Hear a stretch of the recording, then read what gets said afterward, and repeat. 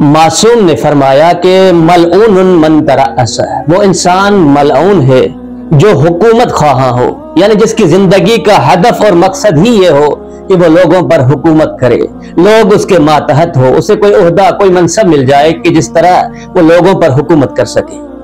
शरीयत के निगाह में ऐसा इंसान मलऊन है। लेकिन कभी ऐसा होता है कि लोग आपकी तरफ रुख करते हैं, लोग आपको कोई मनसब देना चाहते हैं, अपना सरबराह बनाना चाहते हैं, वो अलग मसला है।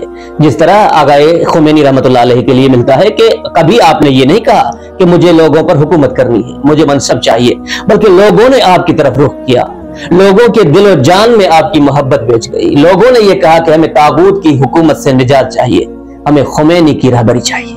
और आगाए खुमैनी रहमतुल्लाह अलैह ने ये सीरत अपने दादा अली अलैहिस्सलाम से ली। अली कभी हुकूमत की तरफ नहीं गए, बल्कि 25 साल की कैद काटने के बाद जख्मी और मजरूह होकर हुकूमत खुद चलकर अली के दरवाजे पर आई और आकर दकुल बात किया, इल्तमास की कि या अली मुझे कबूल कर लो, लोगों का मुझसे एतमाद खत्म हो चुका है। लोग ये कहते हुए नजर आ रहे हैं कि क्या इस्लामी ममलिकत के रहनुमा हुक्मरान ऐसे होते हैं? आप मुझे कबूल करके मेरी इज्जत में इजाफा कर दीजिए। ये मैं अपनी तरफ से कोई जुमले नहीं कह रहा, ये उस आलिम दीन, सुन्नी आलिम दीन के अल्फाज की तशरीह कर रहा हूं जिसने बबांगे दहल अली के लिए फरमाया था कि अली को खिलाफत में कोई इज्जत और एहतराम नहीं दिया, अली के शान और रुतबे में खिलाफत ने कोई इजाफा नहीं किया, बल्कि अली ने खिलाफत को कबूल करके खिलाफत को 4 चांद लगा दिए। अल्लाह अकबर।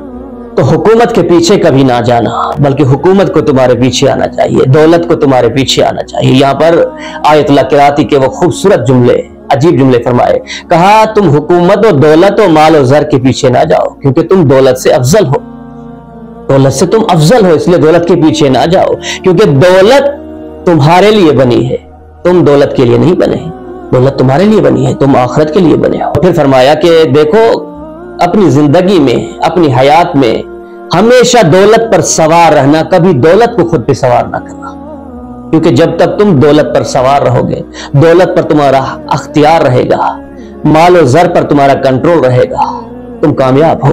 लेकिन डरो उस वक्त से जब दौलत तुम पर सवार हो जाए, जब माल और जर तुम पर सवार हो जाए, जब इक्तदार तुम पर सवार हो जाए, और इसका नतीजा ये होगा कि तुम दौलत को हासिल करने के लिए, माल और ज़र और शोहरत को हासिल करने के लिए अपनी इज्जत, आबरू, अपना सब कुछ बर्बाद कर दोगे। तुम्हारा हदफ चूंकि दौलत बन चुकी होगी, लिहाजा तुम्हारा हशर वो होगा जो उमर सैद का हुआ।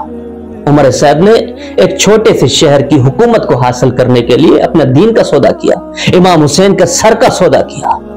इसलिए फरमाया कि खबरदार तुम दौलत पर सवार रहो, तुम्हारा दौलत पर अख्तियार हो, दौलत को खुद पे सवार न करना। पर एक खूबसूरत मिसाल दी गई कि जब तक कश्ती पानी पर सवार है तब तक सब महफूज है, लेकिन जैसे ही पानी कश्ती में दाखिल हो गया, जैसे ही पानी कश्ती पर सवार हुआ, अहले कश्ती सब खतरे में पड़ जाएंगे, सब हलाक हो जाएंगे। बिल्कुल इसी तरह जब तक माल और जर पर तुम सवार रहोगे, तुम्हारा अख्तियार रहेगा, तुम निजात पा जाओगे। लेकिन जैसे ही इस दौलत ने, इस माल और जर ने तुम पर सवारी अख्तियार कर ली, बर्बाद कर देगी तुमको। सामईन गिरामी कहा था, इसलिए कहा गया कि कभी भी दौलत को खुद पे सवार ना करना, क्योंकि दौलत मफजूल है, तुम अफजल हो। दौलत का ताल्लुक जमादात से है और तुम इंसान हो।